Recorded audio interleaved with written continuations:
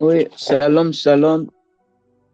Je vais lire, mon message est dans Romains chapitre 8, le verset 31, verset 32. Je lis la parole du Seigneur. Que dirons-nous donc à l'égard de ces choses? Si Dieu est pour nous, qui sera contre nous? Lui qui n'a point épargné son propre Fils, mais qui l'a livré pour nous tous, comment ne nous donnera-t-il pas aussi toutes choses avec lui? Notre Dieu, il nous aime d'un amour infini, d'un amour inconditionnel. Il nous le démontre dans toute la Bible, partout, que nous devons rien craindre, que nous devons lui faire confiance. Il est notre appui, il est notre refuge, il est notre rocher, notre forteresse, notre secours en cas de détresse. Il est Jéhovah Jireh, notre pourvoyeur. Il est Jéhovah Nissi, notre bannière. Il est Jéhovah Rapha, notre guérisseur. Il est Sabaoth, l'Éternel des armées, lui qui combat pour nous. Il nous rassure dans chaque situation. De sa présence constante, son amour est très parfait. Il est l'ami fidèle dont tout le monde rêve d'avoir. Il nous a fait ses chefs d'œuvre. Il nous dit que nous sommes la prunelle de ses yeux, donc intouchables. Il nous a fait une merveilleuse créature, comme il le dit. Quand nous tombons, il nous relève. Il pardonne toutes nos fautes, sans exception. Il nous dit de venir à lui. Il est prêt à nous prendre dans ses bras. Dans Josué 1, 5, je vais lire 1, 5, il dit, « Nul ne tiendra devant nous tant que nous vivrons. Je serai avec toi comme j'ai été avec Moïse. Je ne te délaisserai point, je ne t'abandonnerai point. » Il dit encore dans le psaume 27, 10, « Car mon père et ma mère m'abandonnent, mais l'Éternel me recueillera. » Donc, il ne nous abandonnera pas, il ne nous délaissera pas.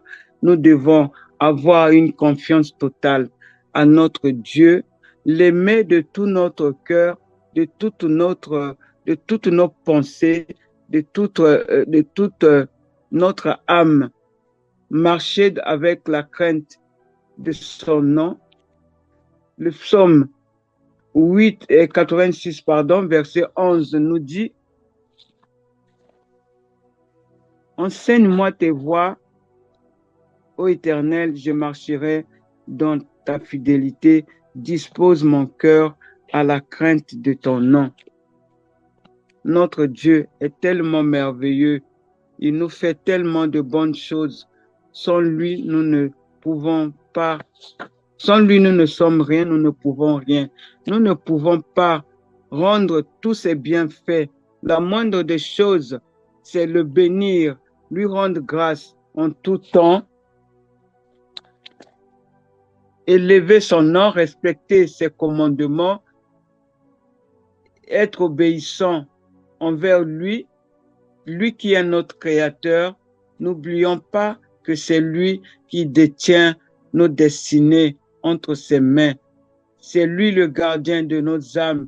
C'est lui qui a le dernier mot dans nos vies. C'est pourquoi faisons tout à sa volonté. Voilà, frères et sœurs, mon message d'aujourd'hui que Dieu a mis dans mon cœur. Qu'il nous bénisse tous. Amen, amen, amen. Oui, shalom, shalom. Donc, nous allons prendre un Thessaloniciens. Nous allons lire le 4 et au 16 jusqu'au 19. Car car le Seigneur lui-même a un signal donné à la voix d'un archange et au son de la trompette de Dieu. Descendra du ciel et les morts en Christ ressusciteront premièrement. Ensuite, nous les vivants qui serons restés, nous serons tous ensemble enlevés avec eux sur des nuées à la rencontre du Seigneur dans les airs, et ainsi nous serons toujours avec le Seigneur. Consolez-vous donc les uns les autres par ces paroles. Au fait, moi, mon petit message, c'est pour dire que la parole de Dieu nous éclaire. La parole de Dieu nous fait montrer que notre Seigneur nous aime aussi, notre Seigneur est là toujours pour nous. Donc, nous pouvons le faire confiance. Quand on se dit que on a des soucis, on ne sait pas comment faire, on doit faire confiance à notre Seigneur parce que notre Seigneur est venu pour nous. Donc, il est mort sur la croix, il a pris la croix, il est monté sur la croix, c'est pour nous, c'est pour nous, pour nous. Donc, il est ressuscité, donc il est venu dans ce monde pour nous. Donc, pour nous les pécheurs, donc nous devons toujours lui faire confiance, se dire que sa parole est vérité. Quand le Seigneur dit que il va nous sauver, il va nous aider dans notre situation, on a des soucis, le Seigneur est toujours là. Le Seigneur est toujours là. Lui-même le dit. Donc, on doit venir toujours vers lui. On doit lui faire confiance. On doit on doit toujours dire que il est ressuscité. On doit dire que notre Seigneur est vivant. Notre Seigneur est avec nous. Toujours lui faire confiance parce que il y a personne qui peut nous, excusez-moi, il y a personne qui pourra nous aider dans cette situation-là. Donc, il n'y a que notre Seigneur. Donc, mon message, c'est pour dire que on doit faire confiance aux Écritures. Les Écritures sont là pour nous. Les Écritures sont là pour nous faire grandir dans la prière, dans la spiritualité. Donc, il n'y a que ça. C'est les Écritures. Il n'y a rien d'autre. Et la prière aussi, ça nous sauve aussi. Notre Seigneur nous dit aussi de prier. Donc, les Écritures sont là pour ça. En tout cas, bonne journée avec ce message. Bonne journée, mes frères et sœurs. Amen, amen, gloire à Dieu. Je veux aussi partager. Nous allons prendre Romains 12, versets 1 à 2. Donc, je vais lire. Que Jésus qui sentit sa parole. Je vous recommande donc, frères et sœurs, à cause de cette immense bonté de Dieu, à lui offrir votre corps comme un sacrifice vivant, saint et qui plaise à Dieu. Ce sera là de votre part un culte raisonnable. Ne prenez pas comme modèle le monde actuel, mais soyez transformés par le renouvellement de votre intelligence pour pouvoir discerner la volonté de Dieu, ce qui est bon, ce qui lui plaît, ce qui est parfait. Nous allons méditer sur ce verset, car il y a beaucoup à dire. La Bible nous rappelle que un culte raisonnable, c'est simplement le fait de maintenir notre corps, nos pensées, notre cœur à l'obéissance à la parole de Dieu. La Bible dit, nous devons offrir à Dieu notre corps comme un sacrifice vivant. Cela veut dire quoi? Cela veut dire simplement que nous devons dompter notre corps, ramener notre corps à l'obéissance à la parole de Dieu, à marcher conformément à ce que Dieu donne comme instruction ou comme règle.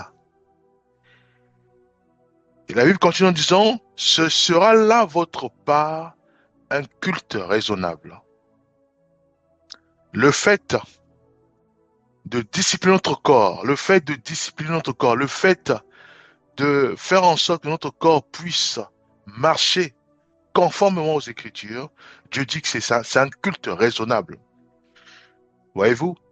Donc, il y a deux fois, pour prier, le fait simplement de régler notre corps, de régler notre vie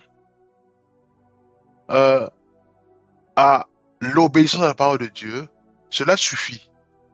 Cela montre que nous faisons monter auprès du Seigneur les cultes, les prières, les cultes à notre Seigneur. Parce que le fait de régler notre corps sur la base de la parole de Dieu, Dieu dit que c'est un culte raisonnable. Donc il prend plaisir. Et la Bible dit aussi, ne prenez pas comme modèle le monde actuel.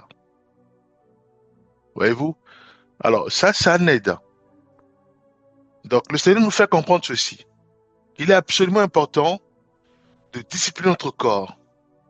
Il est absolument important de dompter notre corps, âme et esprit à l'obéissance à la parole de Dieu. Donc, à ramener notre corps à marcher conformément aux Écritures, à marcher conformément aux règles du Seigneur. Mais Dieu nous dit de ne pas prendre comme modèle ce monde actuel. Parce que ce monde actuel, souvenons-nous que c'est un monde qui est corrompu, qui est rempli des faux prophètes de Baal, qui est rempli maintenant, ce monde est rempli des prophètes ou des hommes de Dieu qui travaillent pour leur propre ventre. Ce monde est rempli des gadgets, des pacotiers, qui nous distraient. Voyez-vous? La sœur nous disait par rapport au téléphone, où le téléphone fait en sorte que la sœur ne balaie plus la maison, ne surveille plus euh, son enfant, puisqu'ils elles sont totalement concentrées aux gadgets, au téléphone, voyez-vous. Donc, Dieu nous appelle à ne pas prendre comme modèle ce monde. On ne peut pas discipliner notre corps en s'appuyant sur ce monde. Mais Dieu nous dit, il dit, ne prenez pas comme modèle le monde actuel, mais soyez transformés par le renouvellement de votre intelligence pour pouvoir discerner la volonté de Dieu. Voyez-vous? Donc, tout ce que nous faisons, la question à poser, c'est est-ce que c'est dans la volonté de Dieu? Est-ce que Dieu prend plaisir? Est-ce que quand je pose ce genre d'action, est-ce que c'est dans la volonté de Dieu? Est-ce que c'est dans l'intérêt de Dieu? Est-ce que cela donne gloire au Seigneur? Voyez-vous, c'est ça la question à poser. Alors, si ce que je fais pousse la foule à m'adorer moi, c'est-à-dire à me donner la gloire, hein, c'est adorer, à me donner la gloire, donc ce n'est plus dans la volonté de Dieu. Si tout ce que je fais, c'est pour tirer la gloire, pour qu'on on me traite d'intelligent, on me traite de sage, on me traite d'honorable, ça, ce n'est plus dans la volonté de Dieu. Voyez-vous, ce que je fais doit pousser la foule à élever leurs mains et glorifier le Seigneur. Ça, c'est dans la volonté de Dieu. Ce que je dois faire doit pousser des frères et sœurs à tourner leur regard vers le Seigneur et non vers moi et à dire Seigneur, merci. À louer le Seigneur. Voyez-vous, ça, c'est dans la volonté de Dieu. Alors, c'est ce que je fais, bien que j'utilise le nom de Dieu, mais c'est pour m'adorer moi, c'est pour ma propre gloire, ça, ce n'est plus de la volonté de Dieu. Donc, il n'y a pas de subtilité. Tout doit être clair. Voyez-vous? Il dit, ne prenez pas comme modèle le monde actuel. Parce que ce monde est rempli des choses à la mode. Ce monde est rempli par des mensonges à la média, dans les médias, des mensonges même au sein des élites, ceux qui nous gouvernent, des mensonges euh, même dans les églises, des mensonges dans les maisons, voyez-vous, dans des couples. Dieu nous dit de ne pas s'appuyer sur ce monde actuel. Cela veut dire quoi? Donc, je ne veux pas, moi, agir parce que l'autre m'a été infidèle et je veux actuellement aussi lui rendre la monnaie. Non. Ça, je commence à prendre comme modèle ce monde actuel. Or, ce monde actuel n'est pas bon. Ce monde actuel est déjà gaspillé. Voyez-vous? Mais je dois au contraire m'appuyer sur Dieu. Il dit simplement, il dit, mais soyez transformés par le renouvellement de votre intelligence. Or, pour que l'intelligence soit totalement transformée, nous devons nous imprégner de la parole de Dieu, qui est la vérité. Voyez-vous? C'est uniquement la vérité qui fera en sorte que nous ne puissions pas nous comporter comme des frères et sœurs qui ont la folie, puisque le fait de se comporter comme ce monde, c'est la folie. On m'insulte, j'insulte, c'est la folie. Voyez-vous? Je suis, mon mari, par exemple, parce que je cite ça parce que la sœur en a parlé tout à l'heure. Donc, mon mari, euh, il est devenu fidèle et moi aussi, je deviens euh, infidèle. Voyez-vous? C'est aussi la folie puisque je m'appuie sur ce monde. Donc, ce monde devient mon modèle. Voyez-vous? Donc, nous devons réaliser que c'est la Bible, la parole de Dieu, qui nous rend meilleurs, qui nous rend intelligents. À ce moment-là, voyez-vous, à ce moment-là, c'est elle, la parole de Dieu, qui va commencer maintenant à me corriger, à me conduire, à me guider, à me diriger. Ce qui donnera ceci. Mon mari est infidèle, moi je prie pour mon mari. Voyez-vous, mais je reste fidèle. Donc je m'appuie maintenant sur la parole de Dieu qui devient pour moi mon modèle et non le monde et non ce qu'a choisi mon mari puisque lui il s'est appuyé sur le monde qui est son modèle. Mais moi, c'est la parole de Dieu. Donc c'est le Seigneur qui est mon modèle et je prie pour lui pour que Dieu le ramène à la raison, que Dieu le délivre et qu'il soit fidèle. Voyez-vous? Il dit, mais soyez transformés par le renouvellement de votre intelligence pour pouvoir discerner la volonté de Dieu. Ce que je fais, il faut automatiquement que ce soit validé dans la parole de Dieu.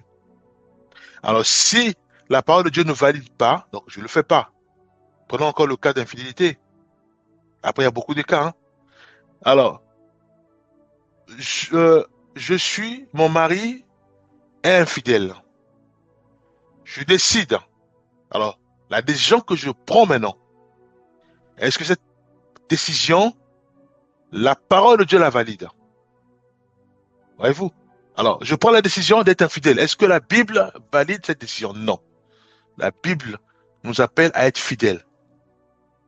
Mais tu diras, mais mon mari est infidèle. Mais oui, mais ça, c'est que si je raisonne ainsi, ça veut dire que si je raisonne ainsi, ça veut dire que je commence maintenant à prendre comme modèle le monde. Or, la Bible m'interdit de prendre comme modèle le monde actuel. Qu'est-ce que je fais? Maintenant, je prends comme modèle la Bible.